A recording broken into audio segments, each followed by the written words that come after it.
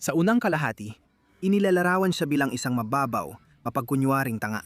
Kahit nilalit ni Alistair si Vox sa paghingi ng tulong sa ibang mga overlord, nakuha rin niyang kapangyarihan mula kay Rosie noong tao pa siya.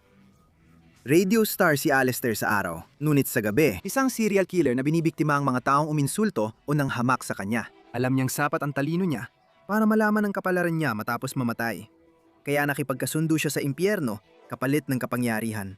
At sabi niya, gusto kong ipagpatuloy ang aking kasiyahan. Nabunyag na sinipsip niya mula sa iba ang kapangyarihan niya, kundi nawala rin ang ideya na tunay siyang nagmamalasakit sa hotel staff. Sa kabutihang palad, tinupad ni Alistair ang kanyang pangako na siya ang magpapagalaw ng lahat ng mga pangyayari mula noong nakaraang season. Sa curtain call, inamin ni Alistair na niloko niya si Vox simula pa lang at inalok ang sarili bilang isang bilanggo, kapalit ng pangakong hindi hahawakan ni Vox si Charlie. Nang napilit ni Alistair si Charlie aminin na si Vox ang pinakamalakas na makasalanan sa impyerno, sininil niya ang pabor na iyon mula sa nakaraang season. Pinalaya niya ang sarili sa kontrata ni Rosie dahil hindi niya natupad ang bahagi niya. Nang hawakan ni Vox ang balikat ni Charlie, napalaya si Alistair mula sa kasunduan nila at nailabas ang buong lakas niya laban kay Vox. Kung tutusin, tapat si Alistair.